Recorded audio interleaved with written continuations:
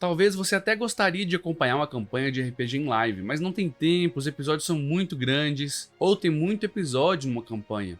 Então eu vou solucionar nesse vídeo esse problema seu, porque eu vou resumir todos os 43 episódios da nossa campanha jogada em live até hoje, num vídeo rápido e com tudo que você precisa saber. Além disso, é tranquilo de acompanhar porque os episódios são curtos, não chega nem 2 horas na maioria das vezes. E você também pode ouvir como podcast, se procurar lá no YouTube Music. E vou te mostrar isso porque eu sou o teórico, psicólogo, mestre de RPG, vim trazer dados críticos sobre a campanha de Valanzia e além.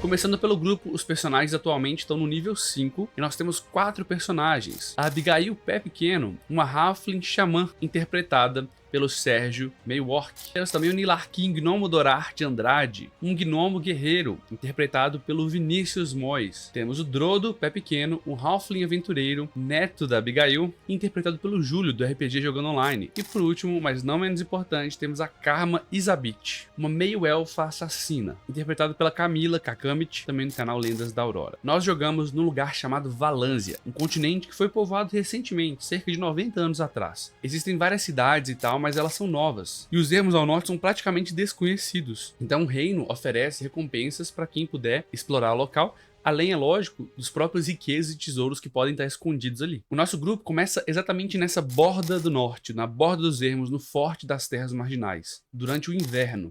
Eles já estão ali há um certo tempo, o dinheiro deles está acabando, e além disso eles receberam uma missão para explorar uma ameaça de goblinoides que estão se organizando em algumas cavernas que ficam mais ao norte nos ermos. A ideia deles é explorar isso e acabar com essa ameaça. No início da campanha, o grupo tinha 2 personagens extras aqui. O Bumbo, um anão bardo, interpretado pelo Gulfgar, do canal Spoilers Arcanos, e o Dudu, um gnomo mago, interpretado pelo Felipe, da Companhia dos Dados. Então no início da campanha eles começaram a explorar cada vez mais esse norte no inverno, e acabaram tendo que lidar com algumas coisas inesperadas, como sombras estranhas matando pessoas, um bando de ladrões que estavam monopolizando uma ponte ali, um cavaleiro golem feito de ossos no meio das montanhas, e alguns complôs e cartas secretas políticas ali no reino. O grupo meio que deixa isso para depois e vai explorar as cavernas dos goblinoides lá na montanha, e no caminho eles encontram um santuário da deusa Liena, deusa da vida e da natureza, acabando também fazendo uma amizade com uma druida no local. Quando eles chegam nas cavernas, eles descobrem que tem várias, mas eles acabam entrando em uma que parece ter um símbolo estranho, onde vários cultistas estão fazendo experimentos com mortos-vivos, e parece de alguma forma estar ligado ao deus Orcus, que é o deus da morte. Eles também acabam tendo que lidar em certo momento com uma tribo de goblins ali, que o líder deles está morrendo, e eles acabam lidando de formas políticas com esse grupo. No caminho ali, eles acabam matando um urso coruja na floresta, e percebendo que ele tem 3 filhotes,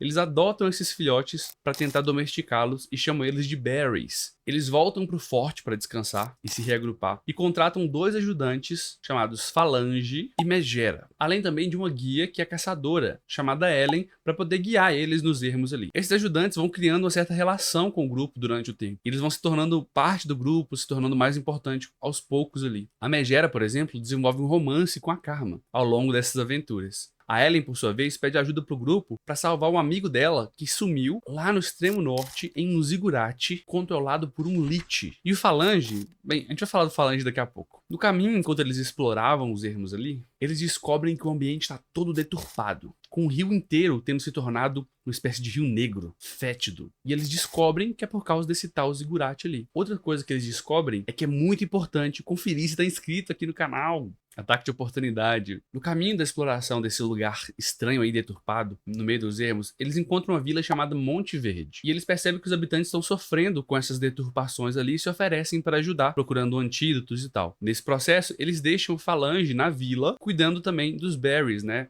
Os filhotes de urso coruja. Então eles vão explorar uma floresta de fungos, mas acabam se perdendo no processo, e de um jeito misterioso eles vão pro reino das fadas, onde eles acabam fazendo uma amizade com a rainha das fadas, a rainha férica, e ela pede ajuda para eles para lidar com esse Lich que tá deturpando o meio ambiente ali, um Lich chamado Ramadas. Ela também revela alguns segredos e coisas da vida dos personagens, e diz que o Lich tá agindo em conjunto com alienígenas devoradores de mente. E quem tá deturpando mesmo é um cérebro gigante que suga energia desse mundo e manda pra outro. Eles recebem de presente um item mágico que permite eles teleportar no plano físico uma vez por semana, com alguns custos ali. Quando eles voltam pro plano material, ficando apenas algumas horas no plano férico, eles percebem que não é inverno mais e se passaram 7 meses. E eles não estão mais onde eles estavam, estão do outro lado do mundo, perto da cidade élfica, no enclave de Ylfrin ali. Então eles têm que lidar com os elfos, com a política deles, com um jeito diferente deles de ver o mundo. E percebem que ali próximo tem uma masmorra que é muito perigosa e que tem uma energia maligna antiga vindo dali. Então, com algumas pistas que eles coletam, né, principalmente o Nilarkin, que a irmã dele tem visões sobre esse lugar, e com a promessa de muitos tesouros ali dentro, eles entram no local para explorar um pouco melhor. Lá dentro eles acabam lidando com energias muito estranhas e antigas. A Karma, por exemplo, encontra a mãe biológica dela transformada numa árvore deturpada. E aí ela consegue algumas respostas sobre a história dela. E em determinado momento ali ela se vê diante de Orcus, o deus da morte. É isso mesmo. E esse deus parece ter escolhido ela como uma espécie de campeã para uma batalha no plano mortal que ele pretende travar. O Bumbo, o anão bardo, por sua vez, começa a ouvir vozes vindas de um anel mágico que ele tinha guardado escondido. E no meio ali da masmorra ele se envolve num altar mágico deturpado e acaba se desintegrando completamente e desaparecendo, ninguém sabe pra onde. Cara, eu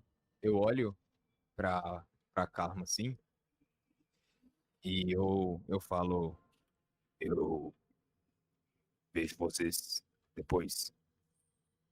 E eu falo em anão, Nala Sulungu Anak Bilsin Bak Ai Asa Bund. E falo pra estátua. E quando ele fala isso, como se ele fosse feito de pedra, assim como aquela estátua, ele começa a rachar. O Bumbo começa a rachar junto com a estátua que ele tá encostando. E o Bumbo, na sua frente, começa a descascar e cair em pedaços. Virar pó. Junto com a estátua que ele tava segurando, que parecia ele. E aquele pó, quando ele cai ali no altar, sem vento e sem nada, ele começa a flutuar. Eles continuam a explorar essa cidade morta, uma necrópole que tem ali, e acabam atrapalhando um ritual antigo para despertar uma energia que estava presa lá dentro. Nesse processo de batalha ali, o Drodo acaba se transformando numa criatura estranha, porque ele se joga no meio das cinzas ali. E para voltar ao normal, ele se banha no lago do esquecimento, precisando abrir mão daquilo que ele mais valoriza. E ele decide abrir mão da família dele, das relações. Então ele acaba esquecendo a vovó dele e a amiga dele, a Karma. Ele simplesmente esquece. O Nilarkin, por sua vez, começa a ter visões da irmã dele que aparentemente está sofrendo perigo do outro lado do mundo. Ele também é impactado porque durante essa exploração, o irmão dele e vários primos dele que estavam ali ajudando morrem todos. Quando começa tudo a desabar ali dentro e eles não têm saída, o Dudu, o mago do grupo, meio que se sacrifica para poder transportar os amigos em segurança de volta pro forte das terras marginais. Você vai fazer o quê? Sono dele. Colocar a mão na cara dele e falar assim, dorme. Botar essa sono dele. Pra ele não ver a criatura. Drodo, sua visão vai automaticamente apagando.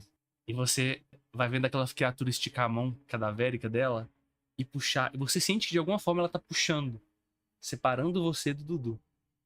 Mas você tá indo embora. Porque você foi colocado pra dormir antes. E a última coisa que você ouve antes de dormir, Drodo, é... Oh, não, certo.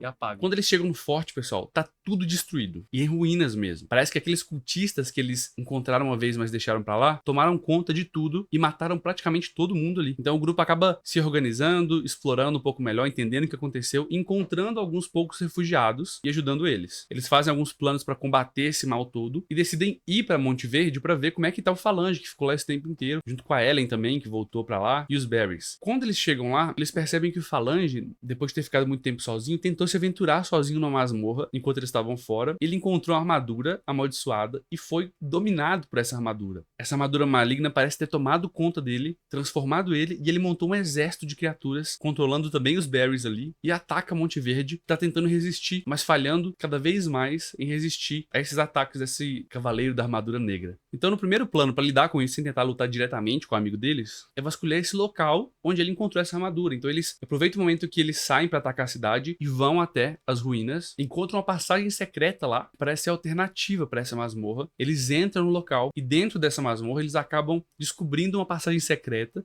que leva para uma biblioteca escondida ali, onde tem um dragão, cara, um dragão dourado. A primeira abordagem deles é conversar com esse dragão. E eles estavam certos porque esse dragão, na verdade, parece estar aprisionado naquele local. ele não pode sair, já tá ali há séculos, e eles começam a fazer uma espécie de combinado, que o dragão conhece muitas coisas, e o grupo diz ajudar ele, e o dragão dá uma informação de que talvez o que pode libertar o Falange é uma adaga mágica que tá presa nos confins dessa masmorra. Então eles estão fazendo planos para explorar e encontrar essa adaga para poder libertar o seu amigo. E a partir de agora, você já pode acompanhar no episódio 44, porque é nesse momento que eles estão. Isso que eu passei por alto é muito mais emocionante você assistir durante o jogo. E se você tiver alguma dúvida ainda, eu vou deixar o primeiro comentário fixado aqui como um FAQ de perguntas frequentes. Então deixe sua pergunta que você talvez tenha ficado em dúvida, e eu, os jogadores ou quem assistiu, vai tentar te responder aqui, logicamente com spoilers, tá? Até o episódio 43. Agora, se você tá assistindo isso e quer entender mais ou menos como é que eu organizo essa campanha, como que eu preparo ela para mestrar, eu fiz esse vídeo aqui onde eu mostro esse processo.